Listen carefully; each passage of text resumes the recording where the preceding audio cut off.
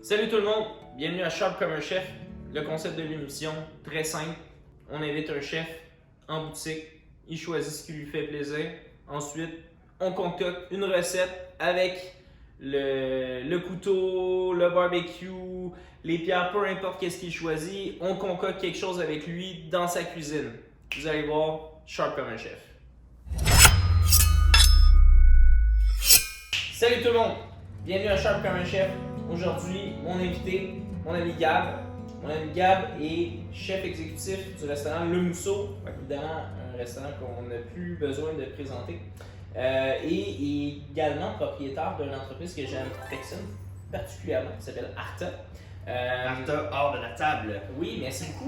Décris donc un peu ton entreprise. Nous, on fait l'importation de produits japonais, des produits alimentaires comme la sauce soya, des vinaigres de riz, il va y avoir du mirin qui va se passer bientôt, du sel japonais, des sauces barbecue, des sauces d'assaisonnement, tout pour faire la cuisine japonaise, puis plus tard, bien plus. Alright. Fait qu'en fait, le concept est bien simple. Choisis des produits, tu vas cuisiner avec les produits, et puis voilà, on se fait une recette. On va passer comme ça. On fait ça? C'est quoi tes besoins, Gab?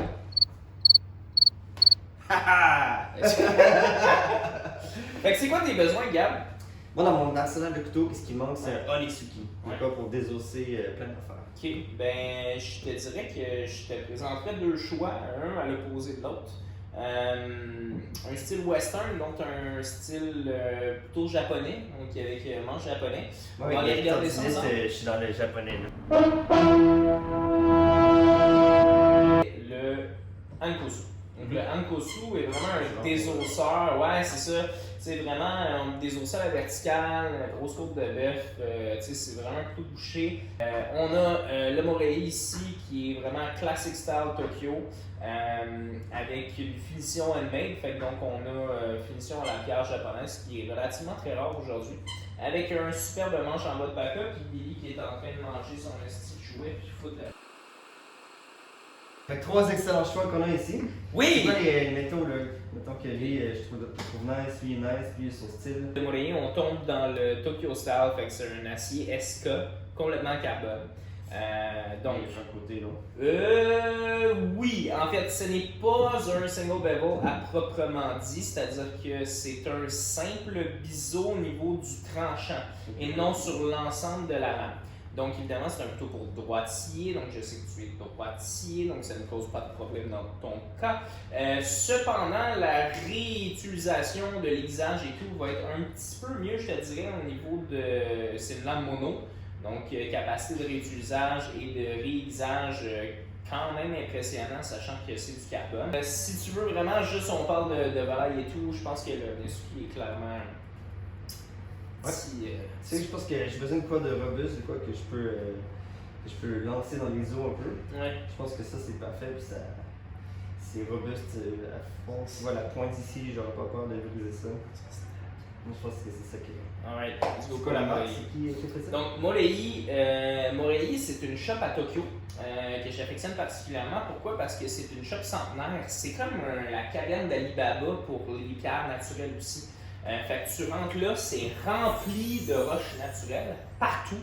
Et puis c'est comme un peu, je sais pas si vous avez vu le film Harry Potter, là, mais tu sais, quand ils essaient de trouver la baguette pour Harry Potter, c'est ça. Mais tu sais, comme, il n'y a pas d'indication nulle part, là, c'est juste le gars qui check ses roches naturelles puis qui dit « Ah, c'est celle-là », tu sais. Il te regarde puis genre...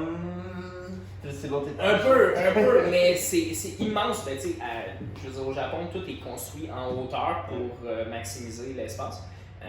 Mais c'est ça, c'est relativement impressionnant parce que c'est pas des gros objets en termes de largeur. Fait que c'est tout cordé de main.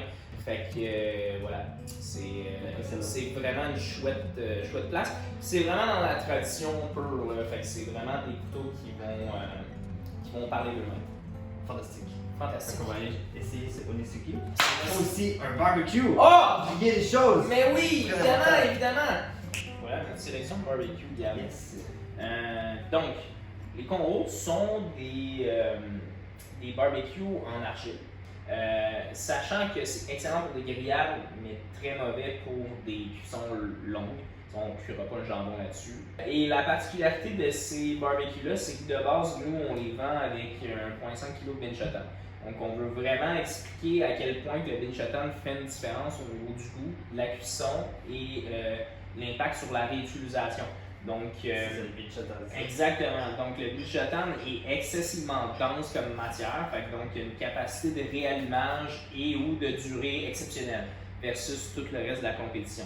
Fait que, c'est le parfait barbecue pour aller au parc. C'est ça, exactement. Fait que je te dirais que le noir et le rouge, là, tout dépendant de la couleur que tu préfères, là, c'est parfait, c'est portatif, ça a 2 points d'entrée et de sortie de chaleur.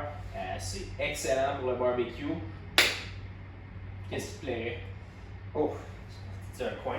Rouge ou noir? Rouge ou noir, ok, allons-y. Alors. Fait que rouge, c'est quelle couleur? Rouge, c'est celui du Higono Kami. Puis celui qui en a pas, c'est le noir. Je le vois. Mais lequel? À gauche. C'est le noir! On passe ça va faire, on s'en va jouer avec ça. À tout de suite.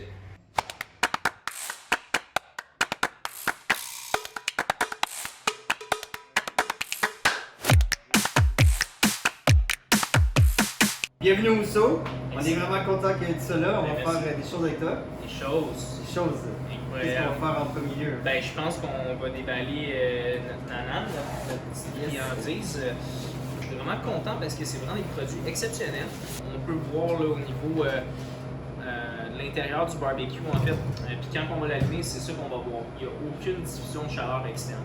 Ah ouais, Même si dans le fond, c'est ça, le cover en aluminium, c'est vraiment juste pour protéger l'argile de base. La propriété intéressante des spacers en argile, c'est aussi la diffusion de chaleur qui va être vraiment intéressante. C'est comme des super biscuits sociétés. Exactement, mais on ne croque pas ça. On va avoir des autres de ça. pas ça dessus. Non, on met pas nos dents là-dessus. Alright. Et on a évidemment un grillage. Ouais. Une belle grille qui est incroyablement fit sur le barbecue, comme si C'était fait pour. c'était fait pour. Incroyable en instant. Ok. Avec la pince. Avec la pince. Ça, c'est le Voilà. setup de base. Ça, c'est le setup de base. Et en plus, ça vient avec évidemment 1,5 kg de binchotan, qui est du Kishu binchotan. Étant donné la densité du charbon, c'est un peu plus long à allumer du charbon qu'on a habituellement en érable. Fait qu'on va regarder les trucs et astuces qu'il faut faire pour le barbecue. Fait qu'on va C'est une tirer. façon de disposer les trucs. On peut y aller de façon Tipeee style. Fait qu'on veut mettre les gros morceaux dans le fond. Celui-là, il est comme sick. Puis les très petits sur le dessus. Si on veut l'allumer tout en même temps, c'est qu'on prend une quantité de charbon qu'on va utiliser comme dans une espèce de contenant qu'on va allumer au préalable. Tu sais, une genre de cheminée en fait. On prend la papier tournant. On va mettre ici, dans le fond. On va mettre un peu de charbon. C'est une quantité de charbon raisonnable. On va remettre un papier. Après, on veut juste en mettre sur tous les côtés. Si on laisse de l'air passer, par magie, ça va fonctionner. On est parti.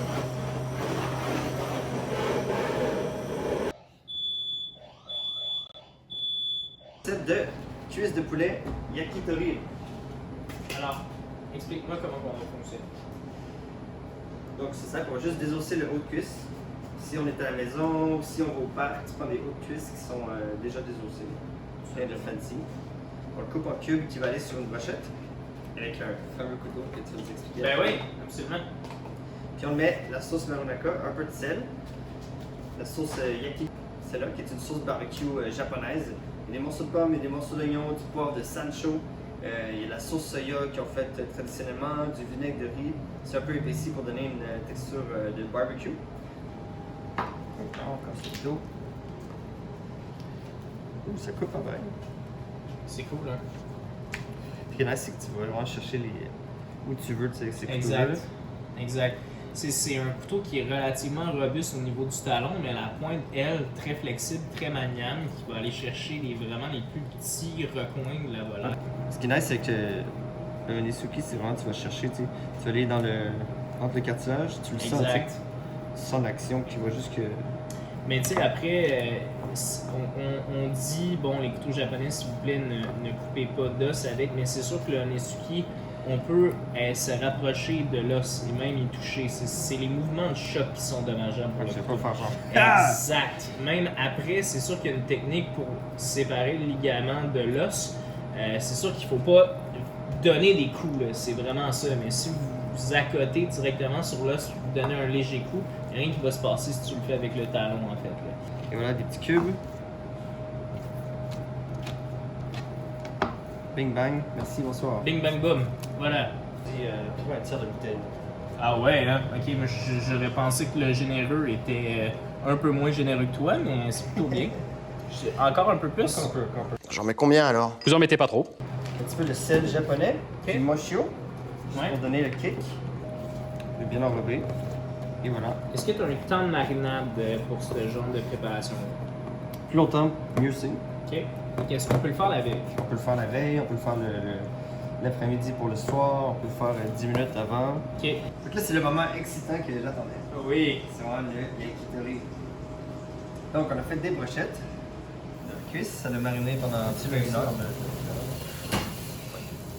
Donc, les brochettes sont pas mal prêtes. Ah ouais.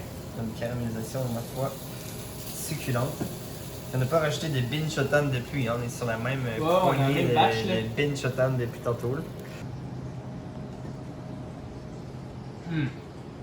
Ouais, c'est vraiment sec. Ah, c'est torride, hein? C'est juste le goût du sucre qui est comme resté.